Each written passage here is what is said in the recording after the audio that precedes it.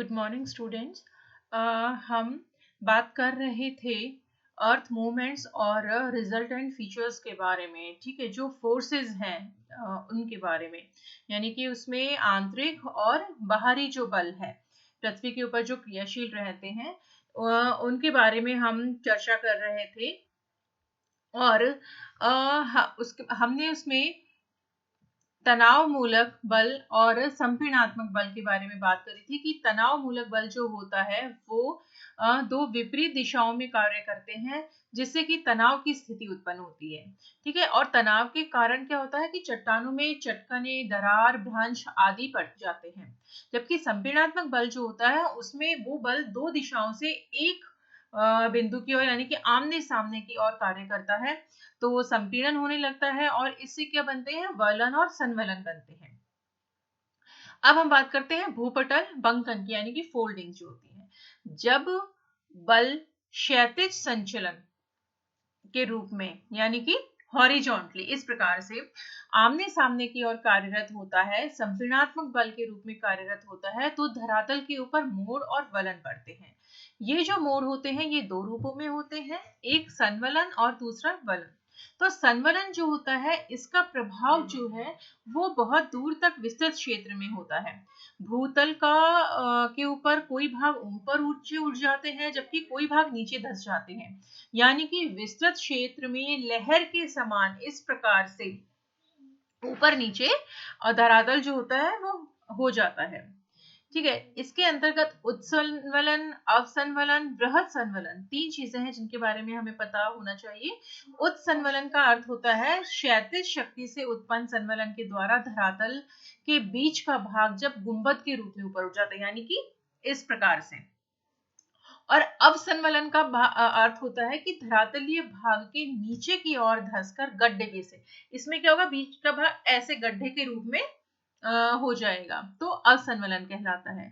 और वृहद संवलन होता है जब धरातलीय चट्टानों में ऊपर उठने और नीचे धंसने की क्रिया जो होती है वो हजारों किलोमीटर के क्षेत्र में, यानी कि इस प्रकार से जो वलन पड़ते हैं वो काफी विस्तृत क्षेत्र में होते हैं।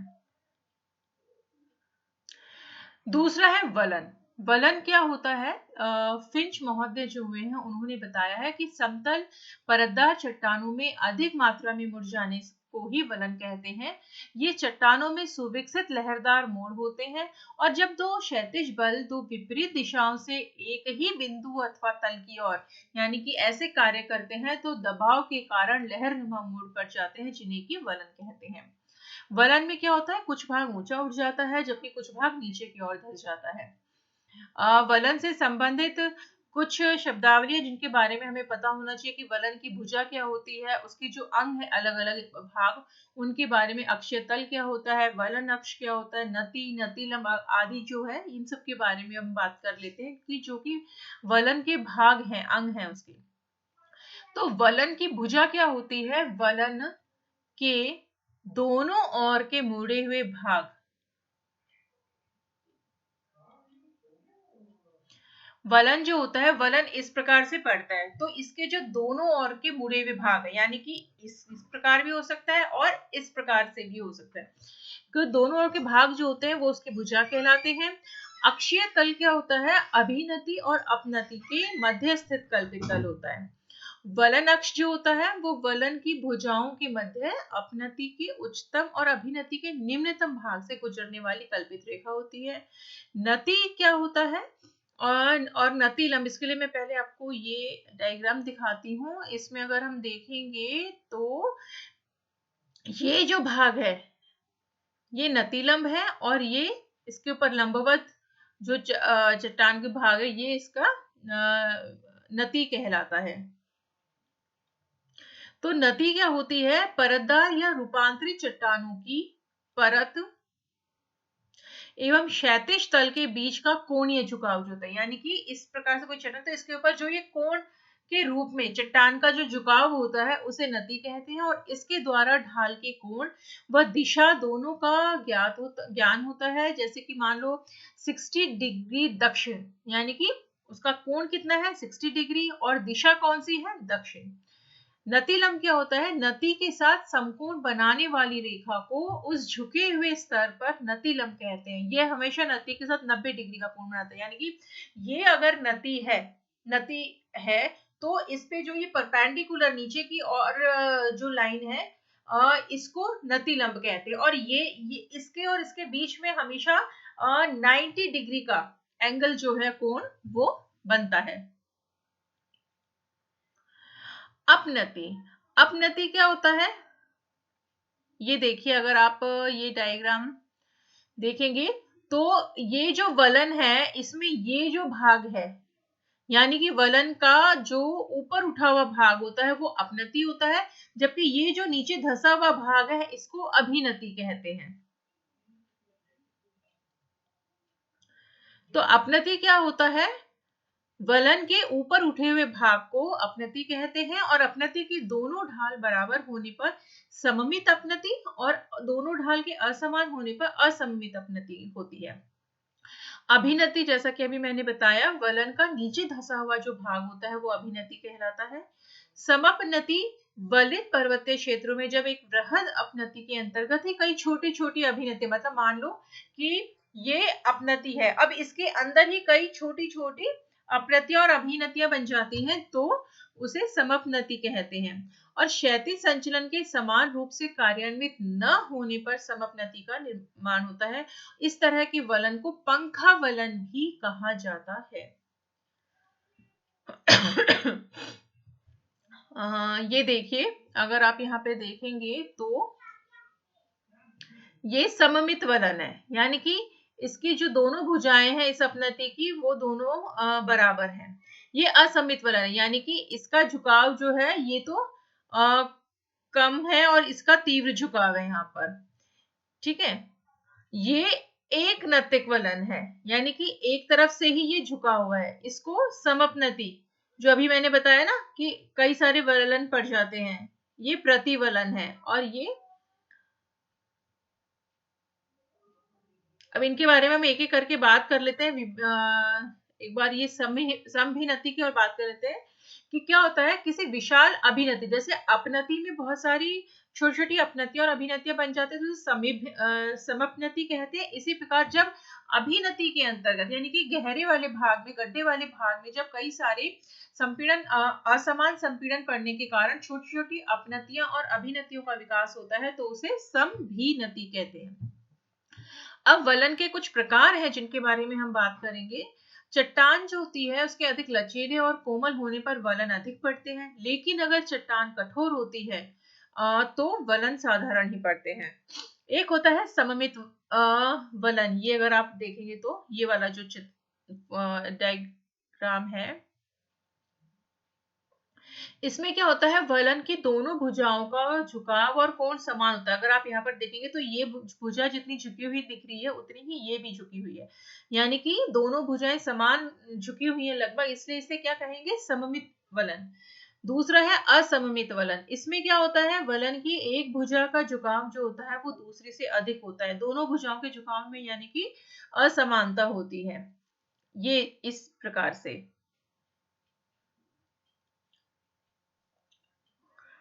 अब एक नत वलन, एक नत वलन में क्या होता है कि वलन की एक भुजा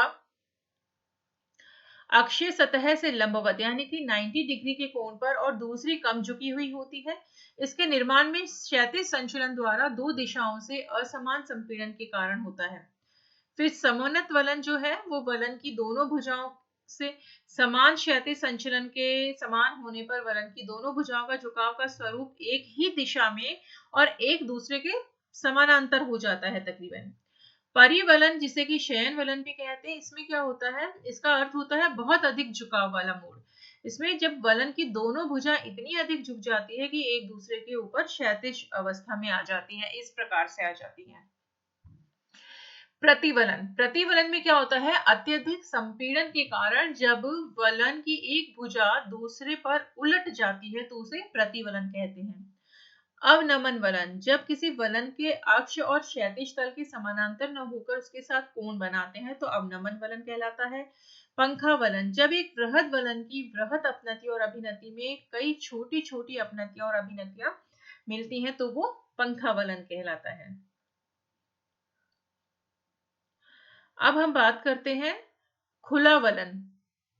खुला वलन क्या होता है कि वलन की दोनों भुजाओं के बीच का जो कोण होता है, जब वो कोण 90 से 180 डिग्री के बीच होता है तो खुला वलन कहलाता है। बंद वलन में इसके विपरीत जब दोनों वलन की दोनों भुजाओं के बीच का कोण जो है वो 90 डिग्री से कम होता है तो वो बंद वलन कहलाता है। अब है ग्रीवाखंड या नापे। जब तीव्र क्षैतिज संचलन या संपीड़न होता है तब ग्रीवाखंड का निर्माण होता है। परिवलन मोड़ों में दोनों भुजाएं समानांतर और क्षैतिज होती हैं। जब संपीड़न अधिक होने लगता है तो परिवलन मोड़ का एक खंड खिसक कर दूसरे पर चढ़ जाता है, जिस क्रिया को उत्क्रम कहते हैं। और जब संपीड़न अधिक तीव्र हो जाता है तो वलन की भुजा इतनी अधिक मुड़ जाती है कि वह वलन के अक्ष पर टूट जाती है और निचली परत के ऊपर की ओर निचली परतें जो होती है वो ऊपर की ओर आ जाती है। क्षैतिज संचलन तथा संपीड़न के जारी रहने पर वलन की टूटी हुई भुजा जो होती है वो अपने स्थान से कई किलोमीटर दूर जाकर अन्य प्रकार की जो चट्टानें होती हैं उनके ऊपर चढ़ जाती है, जिसे कि ग्रीवाखंड कहते हैं।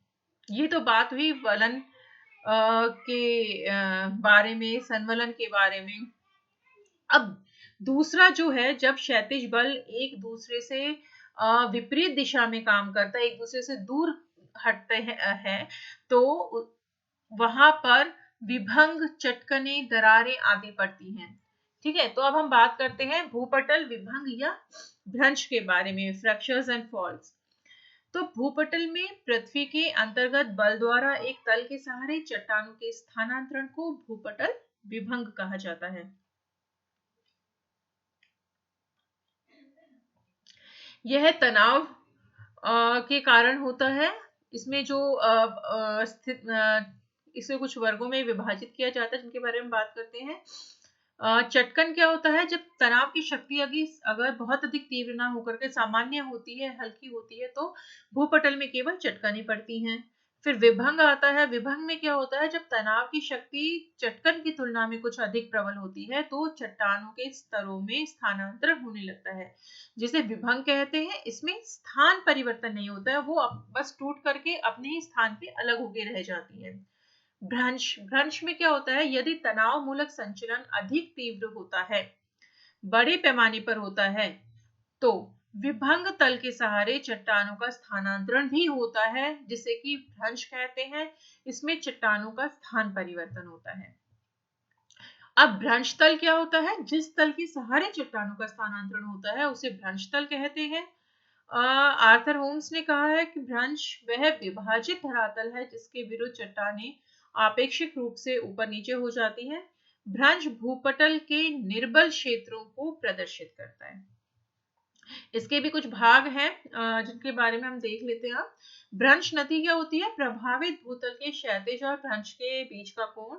एक इसमें पाद भीति होती है और एक शीर्ष भीति होती है। तो पाद भीति यानी कि अधःक्षेपित खंड से निचली दीवार, और शीर्ष भीति यानी भ्रंश की ऊपरी दीवार जो होती है।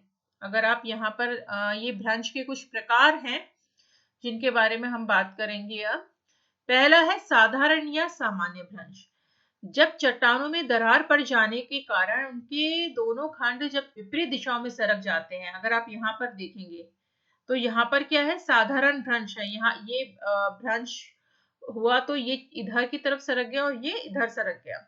जबकि व्युत्क्रमण भ्रंश जो है दूसरा, उसमें क्या होता है, जब चट्टानों में दरार पड़ने से चट्टानों के दोनों खंड आमने सामने की ओर सरकते हैं तो चट्टान का एक खंड दूसरे पे मतलब चढ़ जाता है। अगर इधर आप देखेंगे तो विपरीत स्थिति है, यानी कि ये चट्टान का टुकड़ा इस तरफ ना सरक के बल्कि इस तरफ आ रहा है और ये चट्टान का टुकड़ा इस तरफ। तो ये दोनों क्या होते हैं, एक दूसरे के सरकते एक दूसरे के ऊपर चढ़ जाते हैं, तो व्युत्क्रमण भ्रंश पड़ता है। नेक्स्ट है पार्श्विक या नति लंबी सर्पण भ्रंश। इसमें क्या होता है, जब क्षैतिज दिशा में संचलन होने से भ्रंश तल के सहारे क्षैतिज गति होती है तो उसे पार्श्विक या नति लंब भ्रंश कहते हैं। इसमें कगार नहीं पाई जाती, यानी कि मान लो दो चट्टानें इस प्रकार से तो वो ऐसे सरक जाती है, ठीक है, ना एक दूसरे से दूर हटती है ना एक दूसरे के ऊपर चढ़ती हैं। फोर्थ है भ्रंश का प्रकार, जिसे सोपानी या सीढ़ीदार भ्रंश कहते हैं। जब किसी भूभाग में कई बार भ्रंशन इस प्रकार से होता है कि इस तरह से निर्माण होता है भ्रंश का कि सभी भ्रंश जो होते हैं उनके तल के ढाल एक ही दिशा में होते हैं। यहाँ पर आप देखेंगे तो ये भ्रंश, फिर ये सीढ़ी नुमा आकृति बनती जाती है। अब भ्रंश से कुछ स्थलाकृतियों का भी निर्माण होता है, जिनके बारे में भी हमें बात करनी चाहिए। पहली है उसमें रिफ्ट वैली या दरार घाटी, हमने सुना होगा आप लोगों ने। इसमें क्या होता है, जब किसी स्थान पर दो सामान्य भ्रंश कई किलोमीटर की लंबाई में इस प्रकार पड़ते हैं जिससे कि उनके बीच का भाग नीचे धंस जाता है, तो एक बेसिन या घाटी का निर्माण होता है। उसे घाटी को रिफ्ट घाटी कहते हैं। फॉर एग्जाम्पल राइन नदी की जो रिफ्ट वैली है उसको लिया जा सकता है। ये आप यहाँ पर देखेंगे इस डायग्राम में, तो ये ग्राबेन है, ठीक है। ये भाग बीच का नीचे धंस गया, ये हॉस्ट है। जब ये बीच का भाग जो है वो ऊंचा उठ गया। ग्राबेन जो है वो रिफ्ट घाटी का ही रूप है, यानी कि यहाँ पे घाटी नुमा आकृति बन गई और यहाँ पर जो पर्वत नुमा आकृति बन गई तो वो हॉस्ट या भ्रंशोथ कहलाते हैं।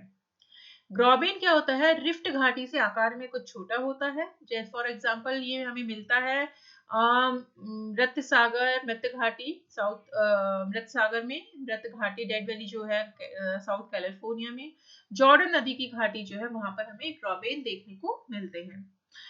जबकि भ्रंशोत पर्वत या ब्लॉक पर्वत या हॉस्ट जो है उसमें क्या होता है, जैसा कि इस डायग्राम में दिख रहा है, बीच का भाग पर्वत के रूप में ऊंचा उठ जाता है। यानी कि भ्रंश क्रिया द्वारा या तो दरारों के मध्य का भाग ऊपर उठ जाता है या मध्य भाग स्थिर रहता है तो उसके आसपास वाला जो भाग होता है वो नीचे धंस जाता है, तो बीच का भाग जो होता है वो ऊंचा रह जाता है। ठीक है, तो ब्लॉक पर्वत या हॉस्ट का निर्माण होता है। यूरोप में इसके एग्जांपल्स हमें देखने को मिलते हैं, जैसे वर्स्जेस, ब्लैक फॉरेस्ट, हॉस्ट ब्लॉक आदि। एक भ्रंश कगार का भी निर्माण भ्रंश द्वारा होता है, जिसमें भ्रंशन द्वारा इसमें क्या होता है कि ऊंचे इस धरातल में एक और भ्रंश या धसाव के कारण बनते हैं ये। जैसे भारत का पश्चिमी घाट जो है वो भ्रंश कगार के रूप में है। पश्चिमी घाट के अरब समुद्र की ओर के खड़े ढालों को भ्रंश कगार की श्रेणी में रखा जाता है। इस प्रकार हमारा ये जो टॉपिक है फोर्सेस वाला, एंडोजेनेटिक एंड एक्सोजेनेटिक फोर्सेस जो है, ये टॉपिक हमारा पूरा होता है। आई होप आप लोगों को समझ में आया होगा। Thank you.